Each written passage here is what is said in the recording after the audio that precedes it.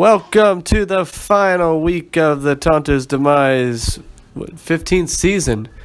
That's right, the regular season. I'm Detonators Tonto Bull 6 champ sitting here with Matt Detling, Tonto Bull 1 and 3 champ. And I had to play that song for Justin, me and Matt, of course. His son played a game with us. It was this planet game. I didn't really completely understand the concept, but you had to pick a planet on his little spin wheel thing, and he would sing a song, that song, and wherever the planet thing landed, you either won or you lost. It was basically like roulette. It was like a complete crapshoot. But he sang that song probably 20 times in a row. So that was in my head all weekend long. It was like roulette with the soundtrack of It's a Small World After All. Yes. Over and over and over. Again, subject again. It was in my head all Thanksgiving Day, Black Friday, Turkey Bowl, the entire weekend. It was in my head. Good song, but it's just on repeat. Yes. So now we played it here on the podcast, and Noel was like, again? No, not again. We're done with that song, at least until we see Liam again. That's right. One time. It was 5 years.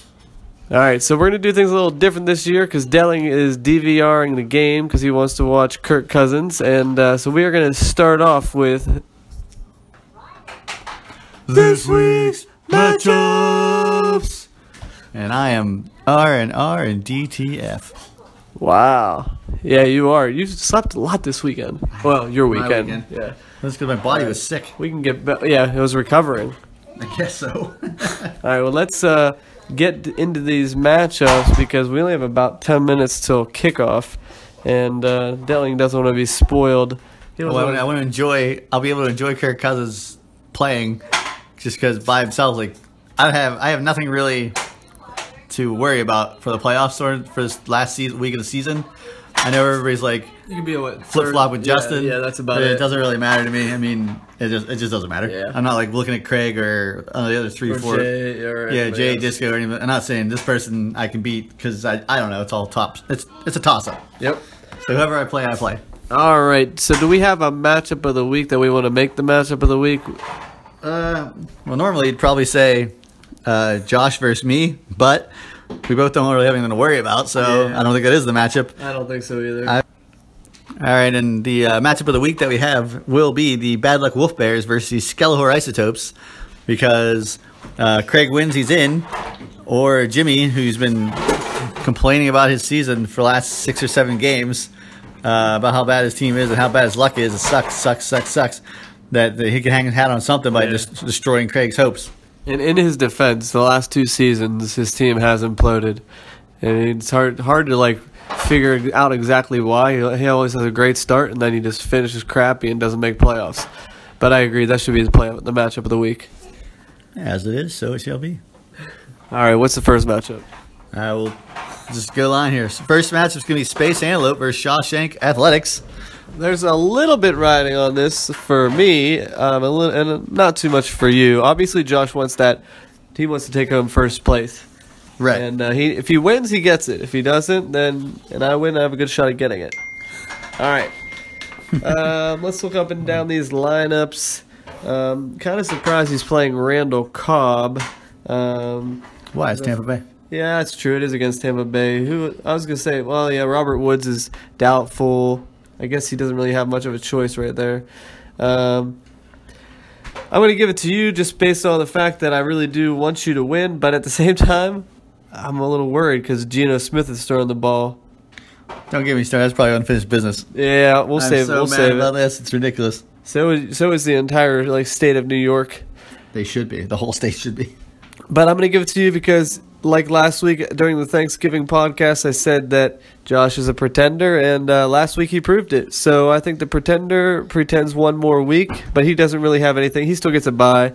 I'm giving it to you so I can take over first. What say you? Well, probably for the exact opposite reasons, I'm going to give it to Josh because he's got Jacksonville defense going against Indianapolis, and he is a contender. And also, I have Geno. Giving it to Josh. I am. Wow. Also, mainly, I have Geno Smith throwing the ball to my receiver people. So that might change. I might actually take out Evan Ingram because of it. I'm shocked. This might I have to go back through every podcast, but I don't think you've ever picked against yourself. I have picked against myself. Not for that often. Yeah, it's very, very rare. But I guess because there's not much riding on it, you don't really care.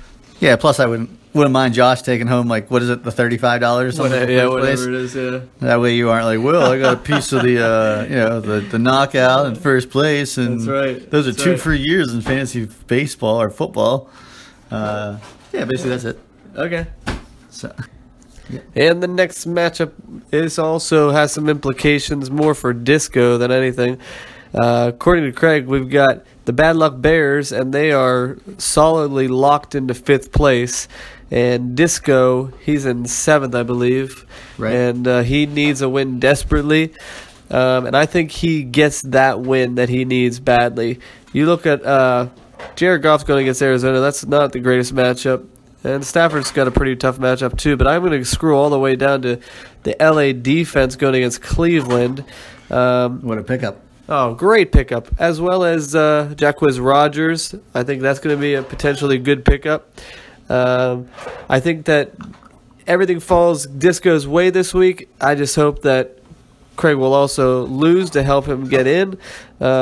Jay, nothing really matters for him this week. Just hopefully none of his players get hurt for his sake. But I'm going to give this one to Disco. All right, I'm going to go and look at these lineups and really... All my picks are going for heart, really. Not actually like... I'm going to go with Disco as well. Mainly on the strength of that Chargers defense going against his beloved Cleveland Browns. And who else do we have? Thomas, Landry, and that's about it. Yeah. I don't think Julio Jones is going to have a repeat because he's going against Xavier Rhodes, the Minnesota cornerback. Right, I agree with that. And Deshaun Jackson, the boomer bust, has been more bust this year than boom.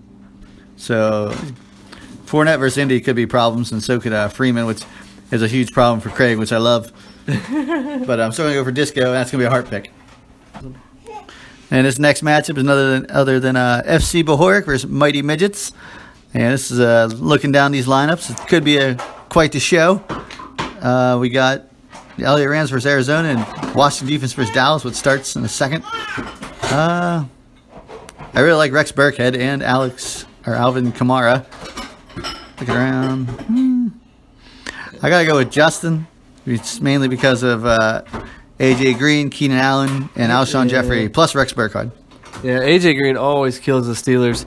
However, I think that Carolina game is going to be high scoring. I think Cam and Funchess put up a lot of points. And Kamara, man, he went off last week. I don't know if he'll do it against Carolina, but I think there's going to be a lot of points on that game. And hats off to Crick for that performance last week. Over 200 points. I mean, that's definitely not giving up on your team. So well done, sir. Shut up. I had to get it in there. But I'm going with Crick. I think that New Orleans game is going to prove to be the swing. I think there's going to be a lot of points scored in that game, and I think he's going to get a big chunk of it. So it doesn't really hurt Jut, and gives Crick a little bit more, respect for his team. You know. Yeah. Well, if I was to make any recommendations to Crick for next year, I would keep Kamara and Funchess as your keepers. Kamara is Kamara for sure. Well, yeah, he's I don't know what his round is, but Funchess is, I believe, a 19th or 18th round. Oh, is he that late? I didn't look at it when I traded it to him. If I would have looked at it, I might not have traded him Funchess, to be truthful. Yeah, now that Benjamin's out of town, right? It's exactly. almost a no-brainer. I wanted to say it was meaningless, but actually it is. This is a meaningless matchup. Neither one of these teams, unfortunately, has a place in the playoffs this year or a chance for the playoffs, but they're going to play for pride. We've got Possum Magic going up against the friggin' Laser Sharks. I can't believe that name stuck all year. Friggin' Laser Sharks. Yeah. It's kind of funny. What do you think about this one, sir? I didn't really look at the players yet. I didn't either. So Winston is coming back this week. Which, unfortunately for him, just that trade did not work out. It was a kind of a turning point in the season for Bean. And I'm going to say I think Bean's going to win on the strength of Mike Evans, who he should have traded me when he had a chance to get something of value for him. And I am going to say that Tree Size is going to win based on Hunter Henry against Cleveland, as well as, well, I was going to say Philadelphia D. Nope. I'm going to say that that Seattle-Philly game could be high scoring, potentially, but Russell Wilson's been pretty solid, so I'm going to say Russell Wilson and Hunter Henry get it done for Tree. Okay. And that means Bean will lock up that Rivers jersey. And potentially the Browns pin. All right, this next matchup is a very little meeting. It is Hillbillies on PCP versus From Gags to Riches. Gags would disagree. He's still in it. I'm sorry, yes, means a lot to Gags, means nothing to you. Yeah. Yeah. Judging by the matchups here, I'm going to go with Gags to Riches. Mainly on the strength of Doug Martin playing. Healthy 1.63.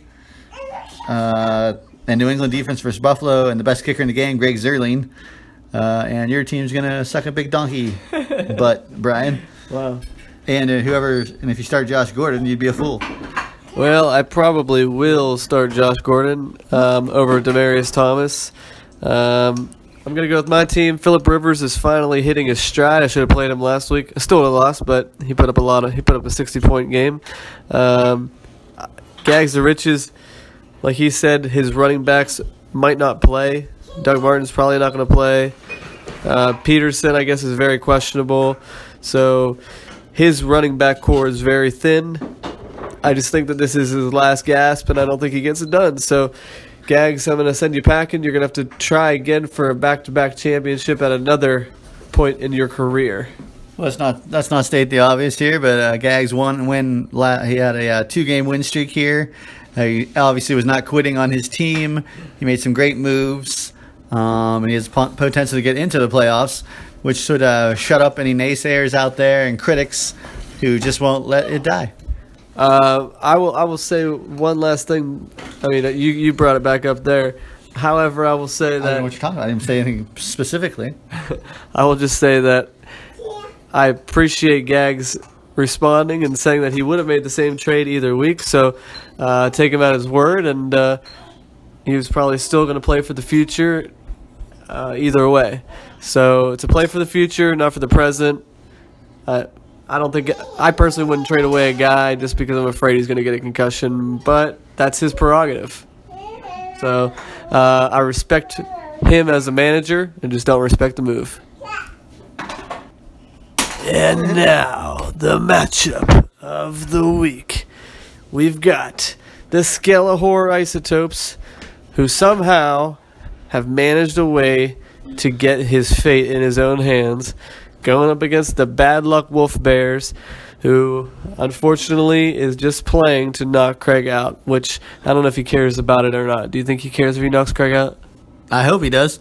Me too, because the rest of the league... Like a whole luck thing, because Craig's just got... I mean, his team's good, but he also just got luck comes away. Like, my team laid a complete and total egg, and now the NFL has decided not to have Michael Crabtree play against Craig. I know. It's a killer. I know. I don't know how he pulled that off, but he did. All right, looking up and down these lineups, I see Craig is playing Rod Smith tonight. Jimmy he hated to play Josh Doxson, but I think he could have a good game. I love Josh Doxson. Yeah, I think he's good. Me too. He's a great receiver. He's also playing Vernon Davis. It's gonna be a tough game for Jimmy. He's got Wentz going up against Seattle, but he's been no Richard Sherman. Oh, that's true. That's true. And Wentz has just been having an MVP caliber type season. Yeah. Plus, I don't think that Chancellor's not on there. A lot of the main guys. It's like half the Legion of Boom. The defensive line's hurt, so it's not the same Seattle defense that everybody's worried about. And Wentz is having a great season. He is. I mean, if Tom Brady wasn't having his season, then Wentz might be in the actual MVP conversation. Yes. He's in the conversation already, but he might actually have a good shot at it. All right. I am going to give this one to I'm going to give it to Jimmy. Craig's got a solid team. Gronk and Gurley, that's a nice little 1-2 combo, even though Gurley hasn't been doing a whole lot lately. He's got a solid team. I just hope that we can take him out. I'm hoping that the Giants lay an egg and Derek Carr doesn't need to really throw the ball too much, and they just run it. So, Jimmy, I'm rooting for you. Craig, hoping that your next actual regular season game is in 2018. All right, and me looking at this lineups here, it's a very tough choice. No, it's not. It's go Jimmy all the way. It's not about who will win. It's about who I want to win. That's right. I want Jimmy to win. I don't think Craig deserves to be in the playoffs. I really don't. I don't care if you, 5, 6, and 7? Is that what it would be? 6 and 7, yeah. Still don't care. I don't think you should be in the playoffs, Craig. I don't think you're that good of a team anymore. I think Gronkowski had a great week last week against me for 2 touchdowns. That's not always the case. You're using my boy Jay Stu. Somehow you got Larry Fitzgerald on probably a shitty trade that I don't like. The Tyreek Hill guy I still think's a bum. Overshot on that one. Stephon Diggs, he's boom or bust, to be honest. Rod Smith, you don't deserve to be in the playoffs if you have Rod Smith as your running back. Gurley's good. Prater's all right. Chicago defense for San Fran should be pretty good for you. Hey, how about that Boswell? We're gonna get a little bit on Boswell on unfinished business here. Okay. But yeah, I'm rooting. I hope Melvin Gordon comes out versus Cleveland. He's got to have a bounce back game. Yeah. I'm just hoping Carson Wentz blows up. I just don't want Craig in the playoffs. Go, Jimmy. Go, Jimmy. Do it, Jimmy. Jimmy, Craig's world. Unfinished business. All right. I want to say that right off the top, great Thanksgiving podcast. I didn't listen to it again. It was very, very late, very long. I'll probably go back and listen to it one day, but thanks to Jut for hosting. Thanks to you for bringing a couple of good beers. Only one. Oh, yeah. We only opened one. We only opened one, but thanks for bringing both. Thank Jut for supplying the coffee and the pizza. It was a great event, as always. Some good banter. It's always fun when we have a lot of people involved. So, any comments about the Thanksgiving podcast? Oh, yes, I enjoyed it very much. Craig was there.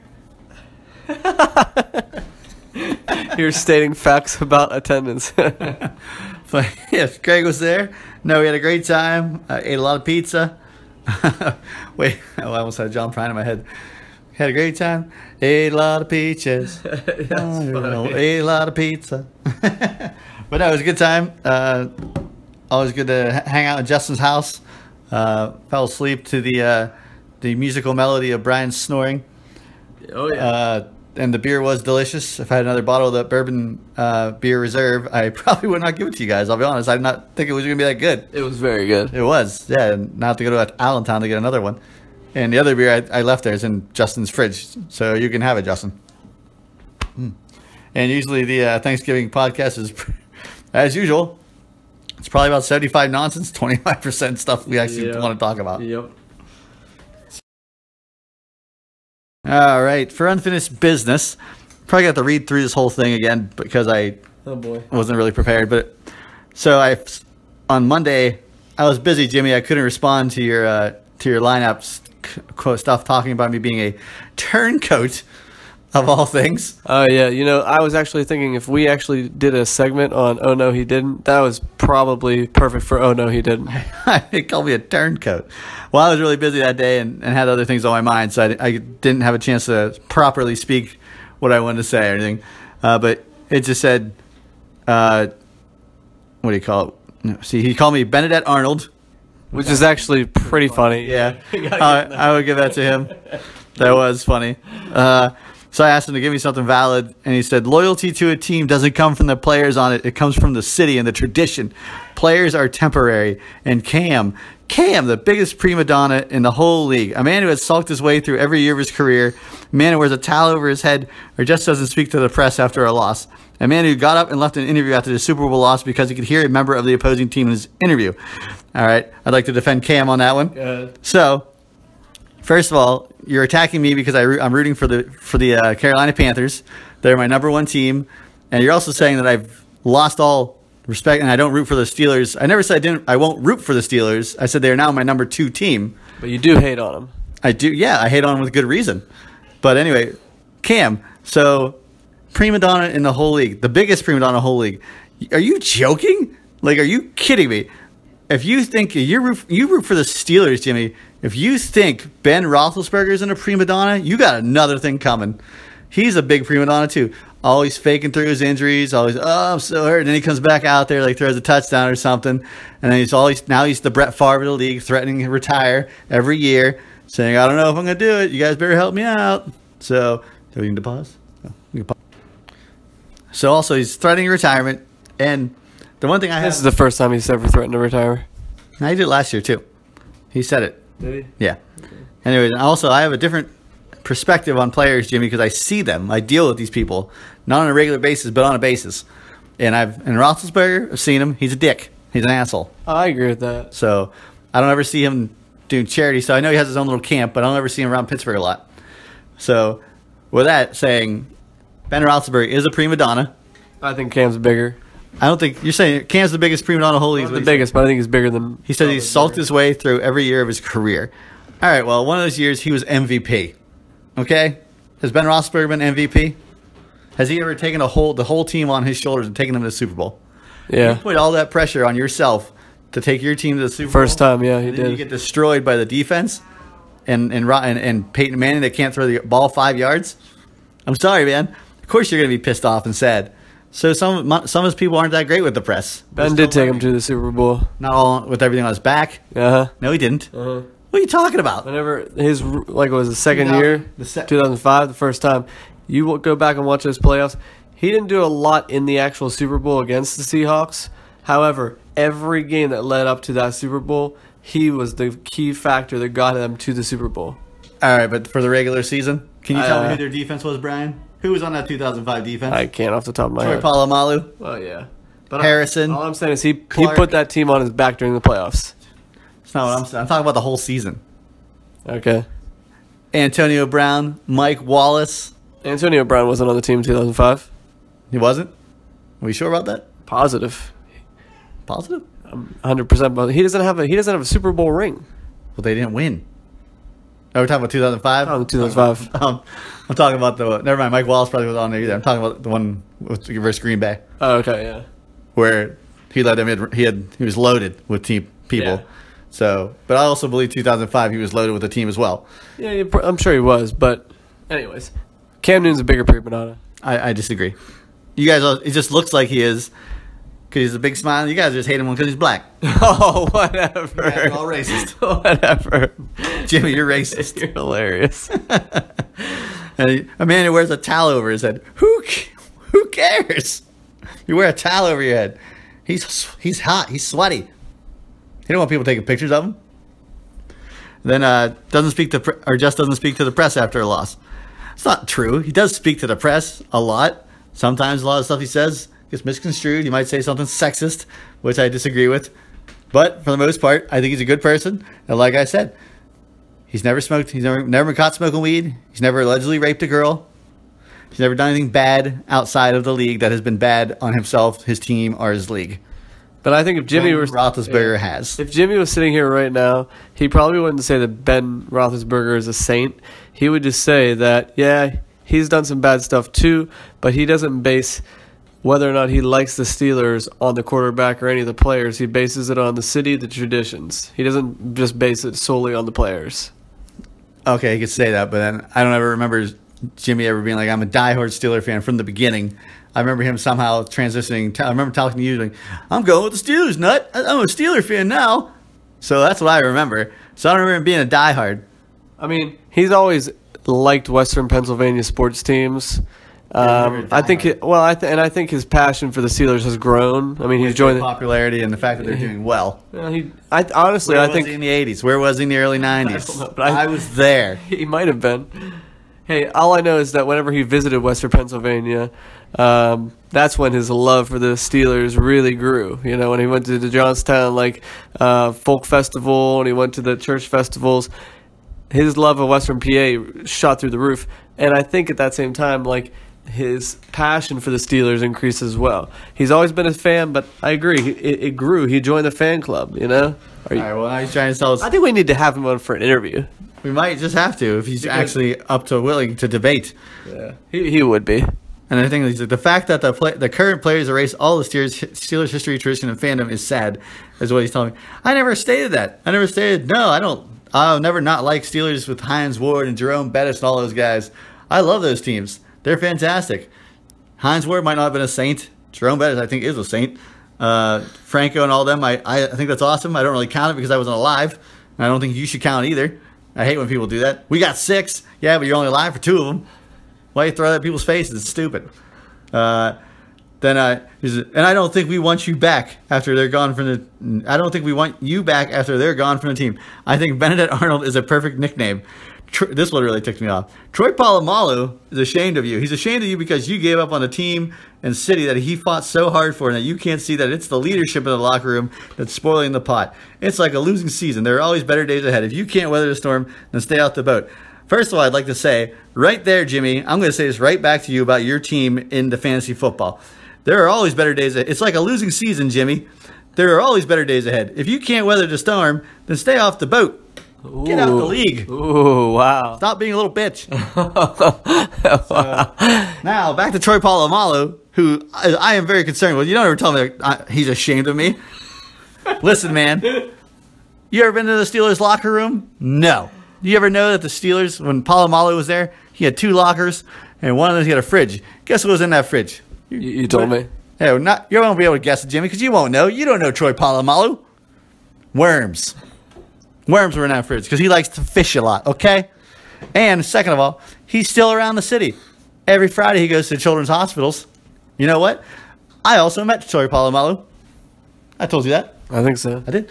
Randomly at a movie theater. I took Brogan to see Beauty and the Beast. We were going out, and there's this guy, and I held the door open for him, and he was waiting for his kids and his wife. And this guy comes, he's got this big old beard, and he's got this hair, like curly hair. I'm thinking to myself, oh my God, that's Troy Polamalu. And then he opened his eye. He said, oh, thanks, man, appreciate it. In a real soft voice. Oh, yeah. And I was like, damn, that's Troy Polamalu. But you know what? I wasn't a fanboy. I didn't go, oh, shit, you're Troy Polamalu, boy. Oh, my God, you're great. You're the best. You brought so much respect and history to our game. And, I'm going to love the Steelers, even though they unceremoniously escorted you out. So he said, thank you. I said, thank you. Have a good night, sir. Went on our merry little ways. And said, you know what? I told my girlfriend, I said, that's Troy Polamalu. That guy's awesome. He's got a great beard, too. Oh, yeah. So, without further ado, Jimmy. Troy Polamalu doesn't give a shit about what I think about the Steelers. He does not care. That's true. He's all about the team himself. What he did for the Steelers was great. It was fantastic. He's the best safety in the game ever, in my opinion. My opinion, too. So, and if he was the care about what I thought, I'm just a fan. I mean, that would be the problem. Yeah, and the funny thing about Troy is that he probably could care less what you think about the Steelers because he's almost in the same boat because he's a soccer fan. Exactly. He doesn't care about football that much anyway. Like, he's not at the practices or anything. He's not at the game. Did you know if he's not playing in the Super Bowl, he doesn't watch it? Yes, I have heard that. He just watches movies. He's like, him and his girlfriend or wife, depending on the year. Well, I'm saying even back before they were married, he's like, they interviewed him. They're like, when the Super Bowl's on, he's like, I'm watching a movie. So that shows you how much he cares about football. I mean, he's still one of the greatest players. Right. But I think it's interesting. Anyways, I think we need to wrap this up. I'm not done yet. I'm not done yet. We're over 10 minutes. That doesn't care. It doesn't matter. And he says, I don't deserve to be Dr. Doom. I will end you. I will make it my wish, my life blood. It's in my blood, Jimmy, to destroy you every single year. Don't test me. As Dr. Doom, I will destroy you and your brother. I love this. And another one. Should we pause? Do you want to go to another one? I got more to go. All right, and the next thing you're going to say is, my family's from California, Pennsylvania. I've always had Steelers blood. This, in general, always irks me. Not just about Jimmy saying it. When people say it's in my blood, it bothers me. Okay, if it was in my blood, I would have went to Pitt University. I'd be a Pitt fan. And I'd be every year being, oh, Pitt's going to be winning this, only to be disappointed. It's not in my blood. It's not in your blood. It's not in anybody's blood. Y'all have choices. You can choose. I'm a Penn State fan because I went to Penn State. Right. I chose to go to Penn State. I'm a Pittsburgh fan. Yes, I'm a Steeler fan. But you know what? When I lived in Colorado, I was a Niners fan because of Montana and Rice. I hated the Broncos, except for the Three Amigos. You know who the Three Amigos are? I don't. Oh, man. Mark Jackson, Rick Nattiel, and Vance Johnson. Had a poster. Anyways, never liked the Steelers. The only Steelers games I ever watched while I was in Colorado was the Great Merrill Hodge game versus the Broncos, I believe. Or was it Miami? I can't remember. And one against the Houston Oilers, Monday Night Football, and it was Tim Worley as the running back. It was awesome. Those are the only 2 games the Steelers ever watched until I came back to Pittsburgh. And even then, when I saw Ryan Foy wearing a Washington Redskins sweatshirt in 4th grade, I knew instantly that he was my enemy because I was from Denver. And back then, that was bad blood. So don't ever try to sit there and say excuses. It's in my blood. I hate that. It's so stupid. I hate when people, it's in my blood. It's been in my family for years. It's a sports team. If you got your blood invested in a sports team, you are very lame. And I don't like it. Done? Probably not. Well, let me look at what else I got here go on.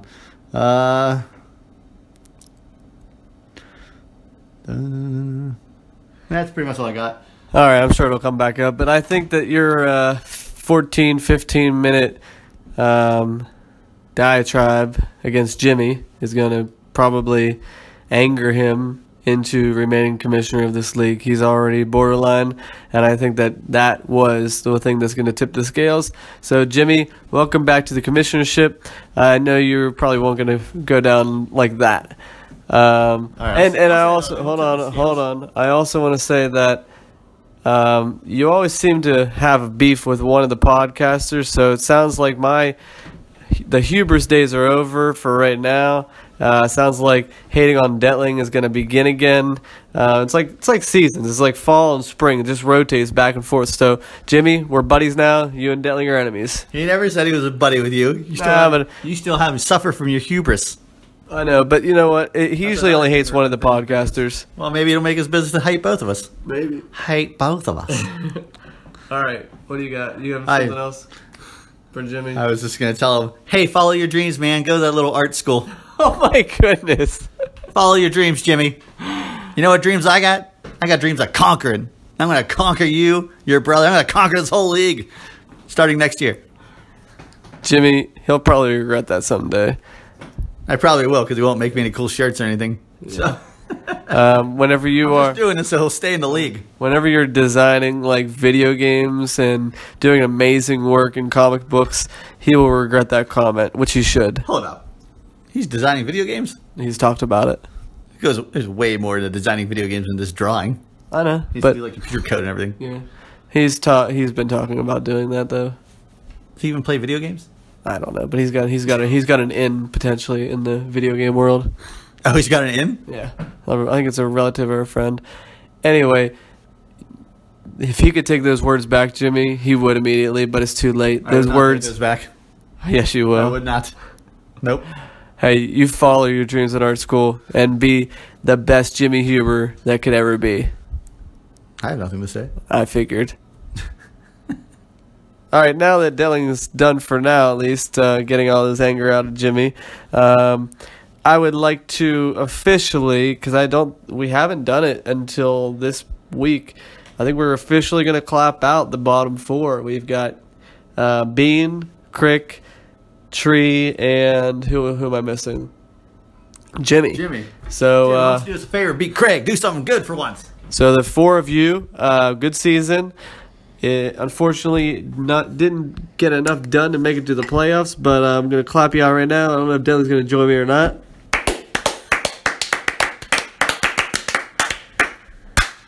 I commend all of you, not just because I'm in the playoffs, but just because I appreciate that you gave it your best, put forth the best possible team every week. Crick, you made some trades to try and save your team. Injuries were too bad. Bean, we don't know what happened to your team. I mean, like you said, 1 week they're putting up over 150 points a week.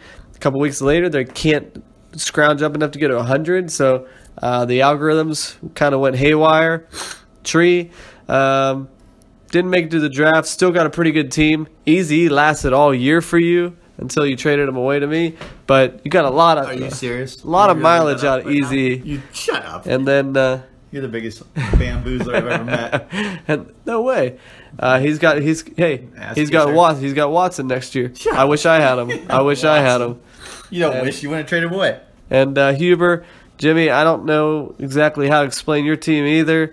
You drafted a good team, started out really well, just fizzled out. towards the end again. So, like Delly said, I hope you can take out Craig and kind of put a little stamp, an exclamation point on your season to at least make something out of this last week. And now you have a decision to make whether or not you're going to be commissioner or not. But it sounds like you might be coming back. I don't know. So, any comments about the bottom four? The bottom feeders? Is that what you said? Bottom four. Oh, okay. Sure. So the friggin' Laser Sharks, hey, great name to end the league with. You did real good there with your great lineup. Mike Evans and Zach Ertz and Algorithm. That's about it. Possum Magic, Tree Size, you did all right. You made some terrible trades. Apparently you and Brian were in cahoots. Let's see, Mighty Midgets, some great trades. You hoodwinked me, man. You got me hook, line, sinker. No way. That was a good trade. Was it? Because I never got to use David Johnson. But at the time, you had Devin Funchess. At the time, with the information you had, it was a good trade for both of you. He benefits more now. He benefits way more now. Plus, he also has Kamara or whatever. Yeah. So he's set up for next year. And I always think Jimmy has a great team, or Jim Cricket has a great team at the beginning of the draft, and something always happens. Yeah. So if I had to pick somebody to win it all at the beginning of the season, I would have picked Crick. Really? I think I did. I don't know who I would have picked. And Bad Luck Wolf Bears, who I just totally trashed. All right, maybe your school's not a little art school. Look at him! Look at him eating his words already. Oh, what's the point? He's not going to be at the draft next year, so he'll probably. He's going to have 2 years to stew on this. He'll forget about it. Oh, he will not forget about that, especially because you said it. Well, you know what? I'll make it up to him one day. I'll buy him a medium pizza and some root beer.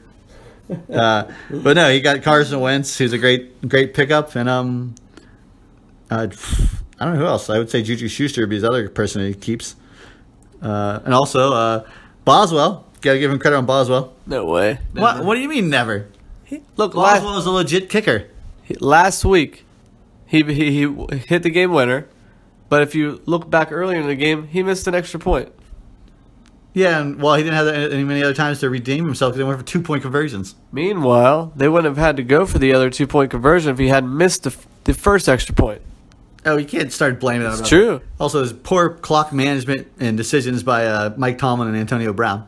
I'm not saying Boswell. I never said he's a bad kicker. I think he's a horrible fantasy kicker because, A, the Steelers are usually going to go for 2, and this year, the last few weeks, they've been stalling in the red zone, and that's the only reason. They should be scoring more touchdowns.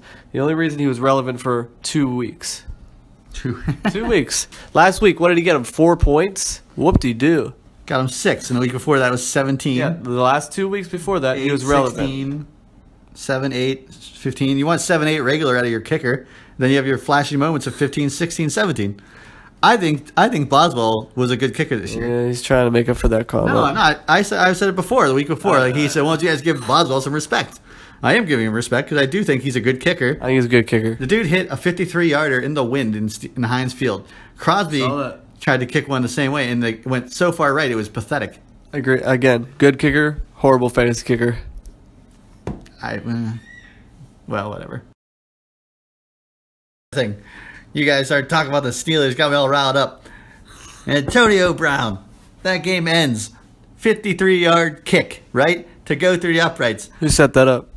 I don't care about this. Okay, Antonio Brown set that up. I know. That's not my point. Point is, the guy made a 53-yarder into the wind that Heinz Field is near impossible to win the game. Right. All that pressure on you. You got the pressure to win the game. The one play, Brian. You got one play. Antonio Brown, as soon as it ends, goes straight to a camera. You look at me. You got to call me something like this. Yo, you know, boy, you know this, you know that. Shut the fuck up. Yeah. Go congratulate your kicker with your whole team. Be a good teammate. Don't be all about yourself. That'll never happen. And he's a horrible teammate. Then Craig said, oh, well, when he's talking to reporters, he says all the right things. Yeah, because they're reporters. But you see the true Antonio Brown on the field. Yeah. And for me, he's a jagoff. He is a jagoff, right? He's the second best receiver in the game. Who's first? Larry Fitzgerald. Completely disagree. All right, here's my point. Hey, Brian, who threw the ball to Larry Fitzgerald this year? I don't even remember his name. Wasn't Carson Palmer. Carson Palmer, Drew Stanton, and Blaine Gabbert. Yeah. Who still makes 10 catches a game? Larry Fitzgerald. Who throws the ball to Antonio Brown? Big Ben, who's having a really crappy season. It doesn't matter about who else he's throwing to. What happens when Landry Jones throws to Antonio Brown? He's nowhere to be seen. He gets three goals. He might catch 3 balls. Then the other thing you see is him complaining and throwing his hands up in the air because the ball's not going to throw into him. He don't know what to do because all of a sudden he's not on the same page with him. Guess what?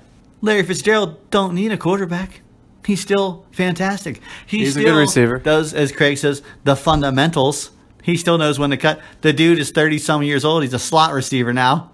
He changes his ways. He still catches. I believe he led the league in receptions last year. And don't say it's because we'll have to look it up. Was out one game. My point is, you want to be a great receiver? You like Jerry Rice? Sure, he had Montana. But then he went to play with the Raiders. I think it was Rich Gannon and a couple. Then he went to play for Seattle. Landry Jones is a bum. You know, well, I'm just saying. In Denver, he was getting thrown the ball by other bums. Great receivers catch the ball from whether it's a great quarterback or a bum. Larry Fitzgerald, one of the greatest that ever played. I'll put him hands above the sky. He's way better than Antonio Brown. And one thing he does when he scores a touchdown, hands the ball to the ref.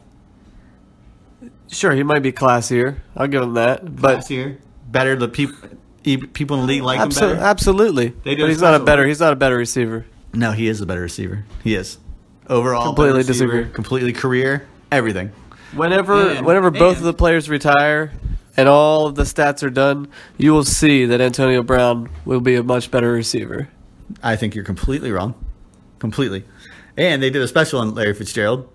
Guy, he's talking. Richard Sherman's talking about him. So he's about trash talking. They want to stop the thing. Okay. Brian had to do something. Got a phone call. So 5 minutes later, I'm supposed to be back in my rant. So I don't have as much fire in me anymore. Me neither. But my point is, I think Larry Fitzgerald is a better receiver than Antonio Brown because I think he's better for the league and he's a better person to support as a fan. And I like that he doesn't throw fits on the sideline. Oh, one thing I was going to say was there's a special for him, like I don't know if it's like a Football Life or on NFL Network, has all these little stories, which are really cool to watch. With like Dennis Green when he was a ball boy in Minnesota, and he said that like he was training with like Chris Carter, and like he'd be in the mornings, and Chris Carter said that that Fitzgerald had the second best hands on the field except for him. So it's pretty awesome. Then he's talking about like trash. They were talking like this Larry Fitzgerald talk trash, and they were interviewing Richard Sherman. And he's like, man, no. He's like, Larry Fitzgerald, you think he talks trash? Larry Fitzgerald, he knows all about you. He comes up and he talks to you. He asks how your sister is, how your mom is, and he knows them all by name. How your daughter's doing, how's she doing her first grade play. And he says, and you can't even think he's talking trash to you at the line because guess what? He's so busy talking to you, he misses the snap sometimes. That's funny. And he's like, just watch him. And he's really he's like the best guy in the NFL. He knows everything about everybody, and he's having fun the whole time. He said, this guy doesn't talk trash. He's just a fantastic, great player. And I think I really respect that about him. And because I used to hate Larry. Bigler could speak to this. I don't even know if Bigler actually listens to these podcasts. But we both got back into a baseball football card craze at one point in our lives because we didn't. I'm going to base it because we didn't have much going on. So we started going to the card stores and stuff like that, and trying to get like patch cards and stuff like that, and one of the big things for us was when Larry Fitzgerald was like his rookie year and stuff. So we started like buying as many Larry Fitzgerald rookie cards as we could get. Like I was getting them off of eBay, and it was like the big thing to get Larry Fitzgerald cards. And it's just so cool I still have those cards to look at them. That's cool. Yeah, and he's just such a good guy to root for that I want him to succeed. Like I'm really disappointed that he doesn't have a Super Bowl. And I know when the Steelers played him, it's because the Steelers had a miraculous drive, Santonio Holmes. Oh man! But you didn't when he made that fantastic grab, and we will say that Kurt Warner, one of the greatest quarterbacks. Well, I don't know, one of the greatest quarterbacks, a great quarterback with Larry Fitzgerald. As soon as he had a great quarterback, he flourished, like went nuts. And it was like an 80-yard touch. He went straight down the middle and outran Polamalu and stuff. Yeah. And so I thought it was over. And then when they did that with Santonio Holmes, and showed him catching, and they showed Larry Fitzgerald on the sidelines, like he wasn't flipping out. He was just going like he was looking at the scoreboard, and you could see him mouthing the words, going no, no, no, no, like like he just had it taken away from him. But yeah, just to sum it up, I think he's fantastic. I like the guy. I don't want to see him to leave the league, and I don't even know if I've ever had him on my team for fantasy football purposes. But I'm sorry, I will. Antonio Brown's a great receiver. I'm not saying he's a bad receiver. I'm just saying I don't like the cut of his jib. I mean, I get that, and I feel the same way, but you could talk about football players two ways. You could talk about them off the field and on the field. Off the field, Larry Fitzgerald's a much better football player. On the field, I think Antonio Brown is. What's your basis? Why is Antonio Brown better than Larry Fitzgerald on the field? I mean, the stats speak for themselves. Hold on. No, because how many balls do you think get thrown to Antonio Brown every game? Like, you'd have to look at the every targets. game. Yeah, let's say probably 15. Okay, I'd probably say the same for Fitzgerald. Fitzgerald makes catches, the exact same catches that Antonio Brown makes. That might be true. I just think that over the course of their careers, Fitzgerald, what year is he in now? 13? I don't know. Something crazy like that. Antonio Brown might be in his like 6th or 7th year, or something like that. When he retires and Fitzgerald retires, I want to compare their careers.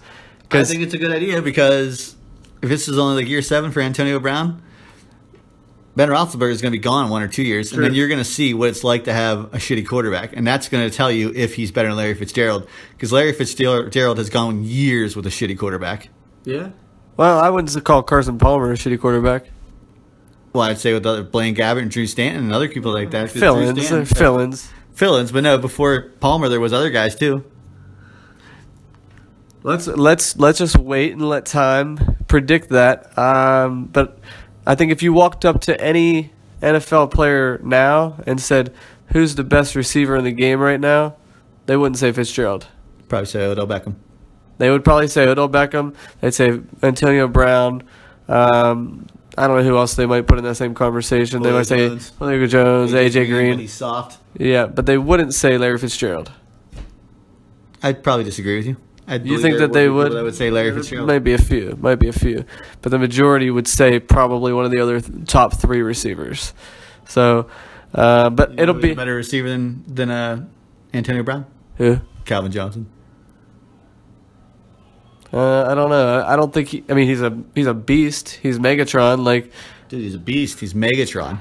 But I don't think he's more of just like an up and down the field kind of guy. You know, he's a tall receiver. I disagree. Tall receiver. You know, he's and where's Antonio Brown in the red zone? Do you know Antonio Brown? What is he? 5'10"? I don't know what he is. I just know in the red zone. How many touchdowns did he have last week? 2. How many touchdowns did he have the week? He's on your team. How many touchdowns did he have? It was because he's on your team. No way, he's a great receiver. I would support him every year. How many touchdowns did he have the week before? 3.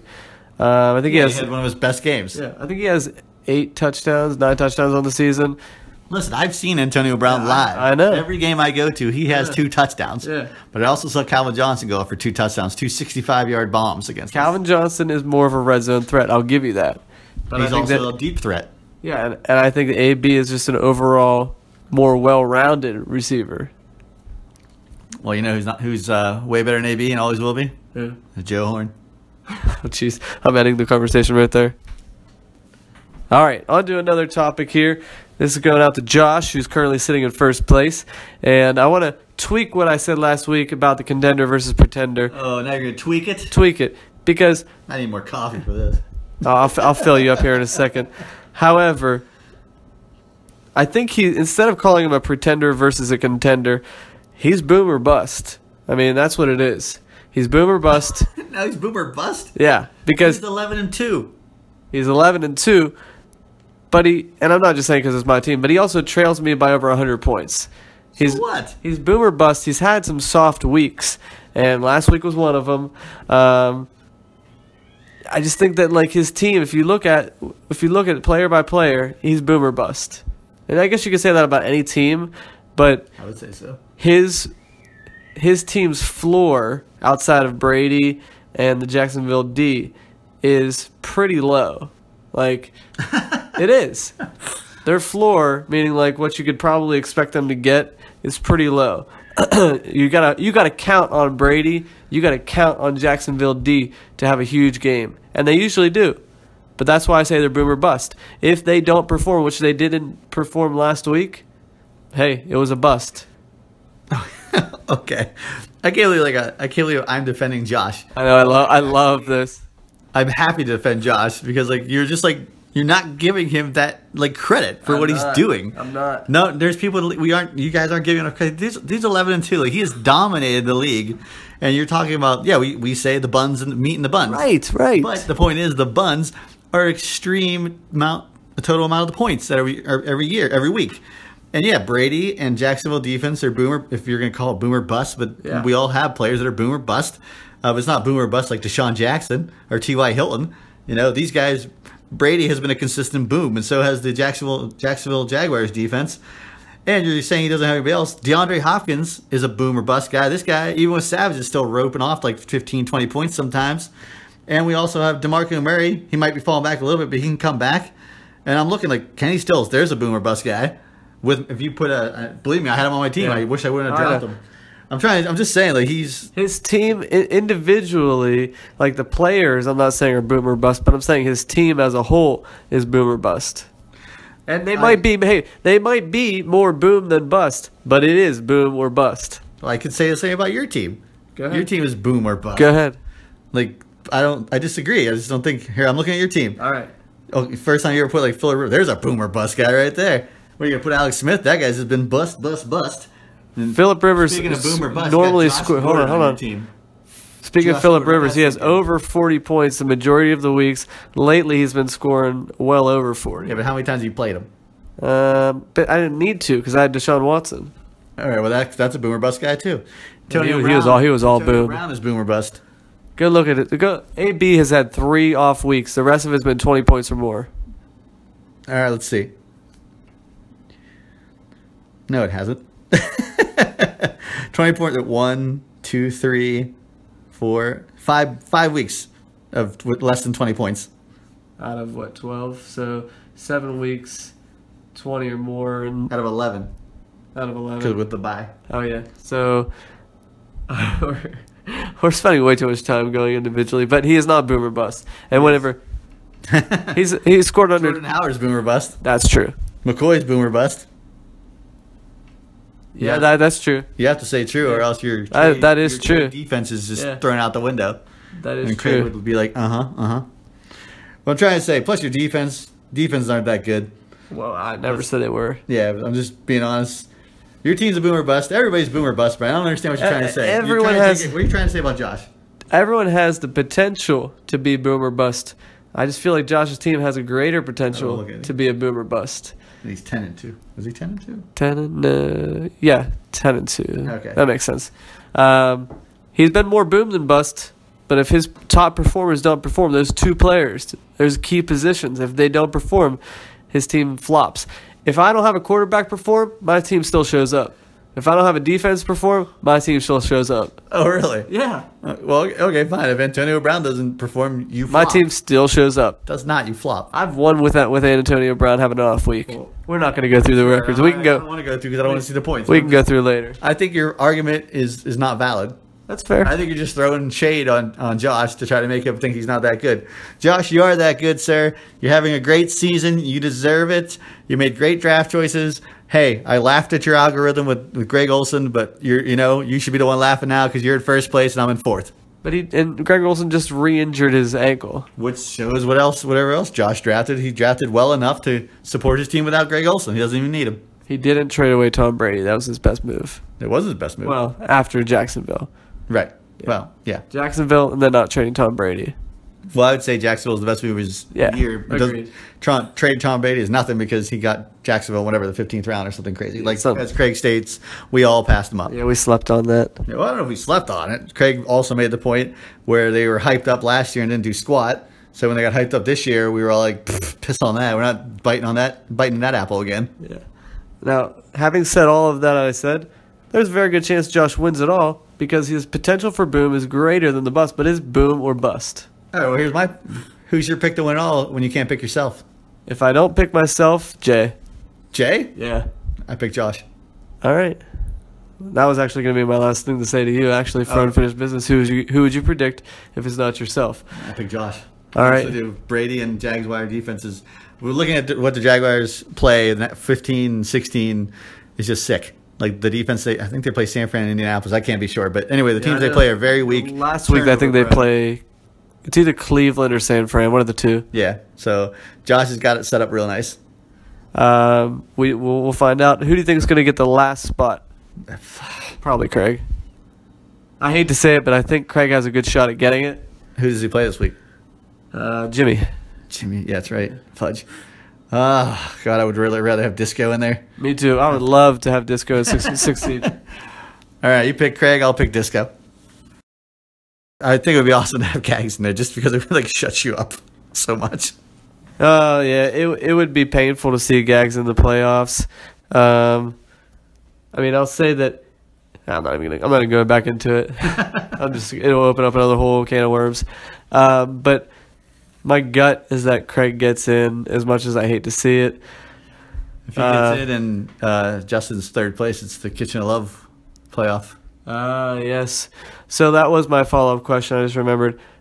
I mean, we're playing hypotheticals here, but who would you rather face in Week 14? Would you rather face Jay or would you rather face Craig? I mean, I haven't really looked at their lineups for that week and their matchups, but I haven't done it either. Yeah. So I want, like, do you have a gut feeling who you'd rather play? Gosh, I don't have a gut feeling. They both have good teams. They do, and I've already said that Jay has one of the most underrated teams in the league, and I've been saying that since week 1. Yeah. But Craig, for me, it would be fun. I think it would be fun to play both of them. For me, playing Craig would be a revenge game because it would be like the best 2 out of 3. Oh, yeah. Plus, I scored, it was like 115 points against him. Yeah. So I was like, no competition. It was pathetic. Like my whole team just laid an egg. It was really bad. And for Jay, I think it'd just be fun because I know that like Jimmy would probably like call in and be like trash talking for Jay, or just like the whole West Coast. I would love to, not West, the East would just love to like see me lose. Yeah. And if anybody, Jimmy would love to see Jay beat me, just because of what I just said before. Oh, absolutely. But I honestly don't think I'm going to win next week because I've looked at my team. I don't feel very confident Because of the matchups. Yeah, because I got like Doug Baldwin going against like Jacksonville and just other receiver. Just too many players aren't performing boom or bust style, and I don't have any solid team. Like it was actually funny if you go look at your. I mean, you do. I think I did yours as well, or maybe Craig's. But from draft day, like your team that you start with, and like what you have now, I only have. I think it's at 20 rounds. Yeah. I only have 8 original players. Wow. On my team, and it was just That's just a lot. blew me away because I don't like drop or trade as often. I think it was either you or Craig. Somebody had may have like 12 or 11 left, but it blew my mind to see like how many people have their original rosters. What was left on them because we moved around so much From beginning to end. Yeah. For right now, because I was like, there's a point where I don't have any running backs. So then all of a sudden I stocked up our running backs. Now I don't have any wide receivers. So I'm like, what happened? Why don't I have a healthy medium? Stuff like that blew my mind. The one question I have for Jay, I'll have to ask him what he would do if he were to win it all, be his first championship. Where would he have his tauntaun? Where would he have the draft? Would he have it in Clearfield, because that's where he's residing now? Would he decide to take it out east somewhere just because that's where he's from? It's hard to say. I'm guessing he'd probably have it in Clearfield, but I still consider him an East team. About State College? Yeah, I think he did say something. If he might have. Yeah. Well, if he had it, if he won, it's still a win for the East. Yeah, it's still a win. It's like you don't have to drive the other hour or 2 hours to Wimber. Yeah. Or 3-4 hours to Pittsburgh. Right. I mean, if it's State College, I think from Pittsburgh to State College, it is like, 3 hours? Yeah. Instead of like 5 hours. Yeah. So it knocks a good 2 hours off. Yeah, more fun is where would Josh have it? Like, where do you even live? I don't even know. Connellsville, which is like near like Uniontown. It's like an hour from us. But he'd either have it there or Clearfield, I would assume. But I'm guessing he'd probably have it in Connellsville. Who knows? Maybe he'd come out to Pittsburgh. Oh, that'd be interesting. They have a nice sports bar out in Connellsville, so he might have it there. All right, well, I mean, if Josh or Jay won it, I would not complain. I would actually be pretty happy for them because they both deserve their first one. Yeah. And, it takes a while to get through, to break through that barrier. Right. Just ask Disco. It's not a cut. It's just he can tell you. He could. Yeah.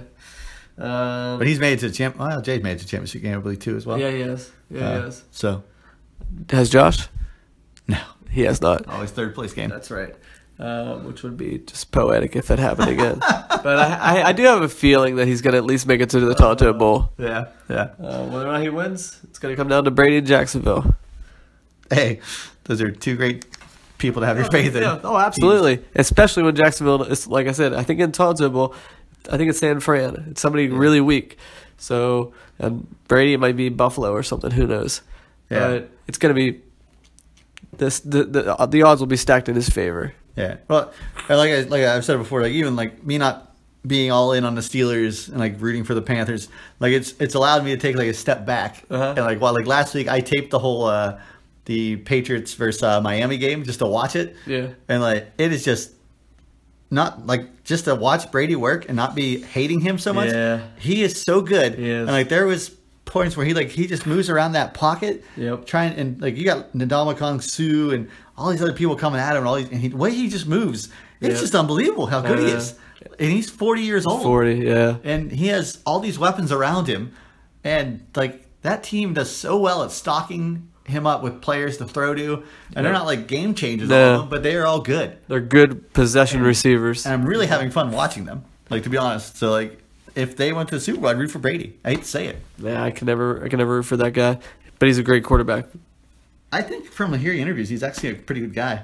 Yeah, he might You just be. don't want to. I mean, you don't want to admit it. Yeah, exactly. He's easy to hate. Any final thoughts for this week going into the ending of the regular season and getting ready for the playoffs? Are we ending the podcast? I don't know. Do we have anything else? Do we do? Oh, there is no fab. There was Fab. Oh. I think Justin picked somebody up. It really wasn't that. Okay. I mean, I'll give it to Bigler again because I think he picked up what's his name. Jaquiz Rogers. Yeah, for free. So I'll give it to him. Pick up of the week. Obviously, no trades. Right. Well, I probably want to say something to Craig, or I forget. Oh, hold on a second. Look at that. Oh, Redskins are up 21-3. Just You're kidding. not supposed to tell me that. I'm kidding. I'm looking. Man, what a jerk. I know. I'm just trying to be a jerk. No, I'm not even looking at a score. I have to say this because it's obviously been like a theme throughout this year and last year. Craig Kubicek clawing his way back to a playoff potential bid, but what do you think? Like if it ends the same way as last year, where he almost makes it and gets knocked out again, do you think that hurts more than making it in the first round and getting knocked out?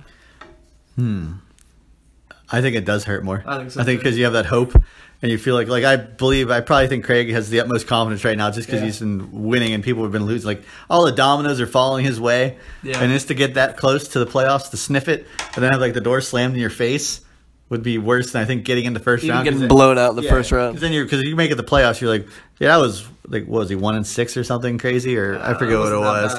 But whatever he was, he's like, I was this, and then I came all the way back. Like he can hang his hat on that he made the playoffs for that.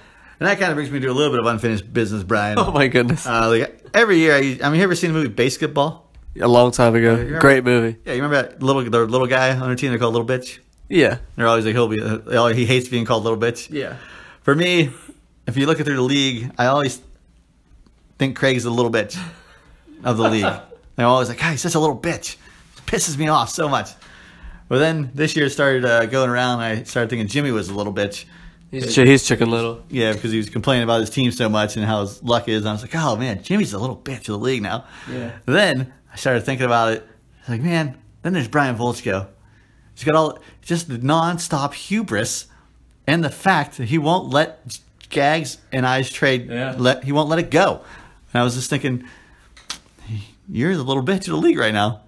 And I'm okay with that. That's the thing. If you're okay with it, that makes it even worse.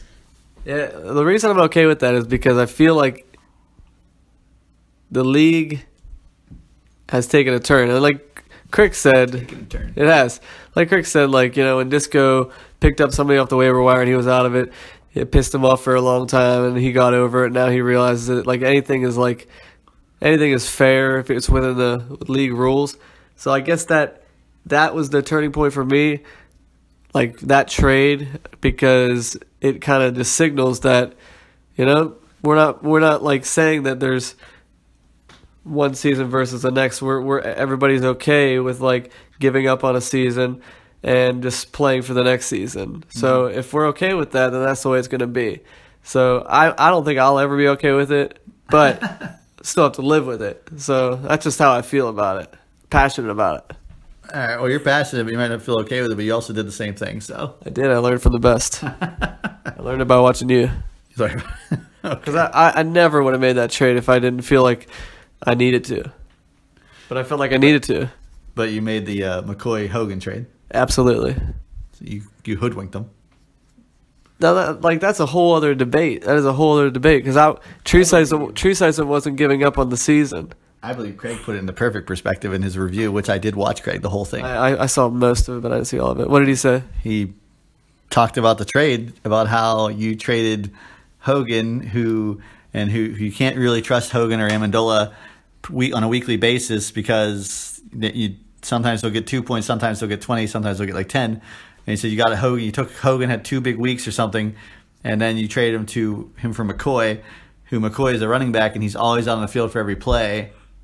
And he said the sheer amount of volume that McCoy can get as compared to Hogan is way different. And that when you're looking at it, you should never, like, running backs are so hard to get, and receivers, you can pick one off the waiver wire and it can score 20 points.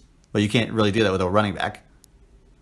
I mean, I'm not going to disagree with that. But it's just a completely different kind of trade.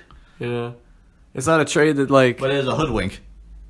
No, again, Hogan didn't just have 2 good weeks. He was solid the first 5-6 weeks, completely solid. A touchdown on almost every game except for maybe one, but very injury prone. Yeah, I mean, that's a risk you take. I mean, according to Gags, that's why he traded Kelsey to you, because he was potentially going to be injured. But I don't buy that argument because he didn't get anything in return, for this season. He got Cameron Brate. I didn't give Cameron Brate. Oh, who'd you give? Oh, yeah. It wasn't Cameron Brate. Who was it? Safarian-Jenkins. Yeah. So it's who I could also argue, if you're going to say it like that, he was a top tight end. He was producing every week. Touchdown here, touchdown there. Same thing, so he did get something in return. Because if you're going to say it like that, I'm going to say Treesize didn't get anything in return. Was he outperforming Kelsey by a wide margin? Are you saying Hogan was outperforming McCoy? Oh, yeah. Oh, yeah. You can't compare that because they're receivers. Receiver, running back. I'm talking about point total, touchdown total. If you do running back, then I had to listen to it. Talking about like touchdowns and points. I don't care about touchdowns. I care about consistency. Okay, was he outperforming Kelsey? Like certain games he was. Certain games, like throughout the season, like consistently. Well, I don't have all my stats here, Brian. I don't either. So I don't understand. I can't defend myself. I would say that it probably wasn't. I would say that Kelsey probably outperformed him throughout the season. Well, I would also say that McCoy was way better than Hogan. He's a way better player for the stretch run. Oh, I agree with that, but at the time, the stats didn't show that. Well, I'm just going to say that Treesize checked out of the league around week 4 and gave Brian everything. No way. You're saying he played for the future in week 4? I'm saying he checked out of the league, and basically, even from like the draft, he checked out. He didn't even know when the league was, when the draft was. I mean, yeah, I can't. We had to scramble to let him draft. Bean had to draft his whole team for him. Hold on a second, I just want to stop. Bean drafted his whole team for him. Well, we all helped Bean. I never said a word. I did. Because he always say, like, should I give him this or this? And we say, oh, he needs a running back. So then we give him the running back or whatever he needed. Well, saying Treesize was never really in to begin with. Agreed. So you took advantage of a person that was never even involved in the league. That is just like an attack on Treesize. I know, you attacked him. No, I'm saying you attacked the weakest link of our league, Brian. All I'm saying is that like you are a vulture. You're basically saying that vulture. You're saying that Treesize I phoned it in out of Tree as well. Next year, Tree, you better bring it. You're saying he just completely gave up before the season started. Is essentially what you're saying. I'm pretty sure, yeah. Well, I'd like to hear what Treesize has to say about that. Yeah, well, I mean, he doesn't call in. He doesn't listen. He doesn't listen to anything. So yeah. So chances are, is he an active member of our league? I would say probably not. Well, and he doesn't. He's active in that, like, he makes sure that his line. He does make waiver wire moves. He does, like, he uses his fab money. He makes sure his lineup's set, all that. So he's active, but he's not like active on the lineup. Well, I expect better at him. Hey, well, he's having an off year, but I will not say I took advantage of him. I will say that the stats showed that Hogan was doing really well. And McCoy was a bum at the time. But I took a gamble on him. I was like, you know what? There's no way McCoy's going to be this bad for the rest of the season. Pretty sure Craig would probably say that you did take advantage of him and that you probably got him drunk and had your way with him. And I feel like Craig would defend McCoy for the longest time because he drafted McCoy with my first round pick in my sister's league, number 3 or 4 overall. I forget what it was. So I think he would defend McCoy to the last letter. I'm sure he would, and I mean rightfully so because he's a big name with he has more potential than Hogan. He wasn't showing that potential though at the time of the trade. Yeah, you can fight all you want. We just all don't agree with it. That's fine. That's fine. We just have differing opinions on both trades, but I find it interesting. You didn't really speak up about that trade until I really brought up your trade. When was this? Like a couple weeks ago, whenever you made the trade with Gags, you never really voiced your opinion so strongly about the Hogan and McCoy trade. I said it wasn't that good of a trade. Exactly, but not to this extent until I'm trying to be courteous. I let Craig do the talking. Since when are you courteous? Huh? I try to turn over a leaf, Brian. Let's listen to the unfinished business to Jimmy from this week. That was a inspired talk. It sure was. I can't call Jimmy up and yell at him, so I have to do it through unfinished business. He called me a turncoat. Called me Benedict. Benedette. Benedette. It was. Yeah. It was good. Benedette Arnold. Like, what? That's a dick move. Like, I don't go making fun of his name. Well, have you? No, I was his Huber squasher. Yeah. That's it. I've never said anything about his last name. Have you called him pups? Pups? Yeah. I don't even know what that is. No, I mean whatever his instead of calling him wolves, have you ever called him pups? I'm sure I have. I don't know. You probably have. I don't know. Wolves being. I don't know. All right. That's a lame thing to me. I agree. Hey, whoops. Well, if everybody's in agreement that we're a keeper league who cares about like which season we're in and which season we're playing for, quote unquote, then I think I'm gonna, instead of making a push for moving the trade deadline back since nobody wants that, I'm gonna really make a push for like just trading draft picks during the regular season. Because the worst thing you could do. Because who cares if you want to stack up right at the deadline, go and stack up and trade away your picks. Dude, I will stack up week 2. Do it. I'll be like round one pick. I'll have 5 first-round picks for next year. I'll be like, I'll throw the league so I can. Nobody would ever give you a first-round pick in week 2. Are you kidding? If I have Antonio Brown, I'm like, give me a first-round pick. I'll give you Antonio Brown right now. I think somebody will be like, okay, I'll do it.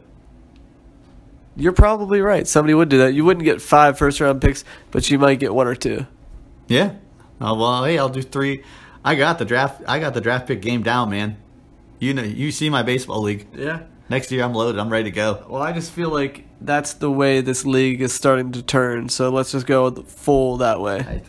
It was only 1 year. It's only 1 trade, Brian. I know, but like I said, I didn't say because you traded. That's right. I just feel like this is like a turning point for the league. And oh well, hey, if I'm a turncoat, let's do it. Let's turn the league around. I mean, next year's going to be crazy anyway because everybody gets all the points.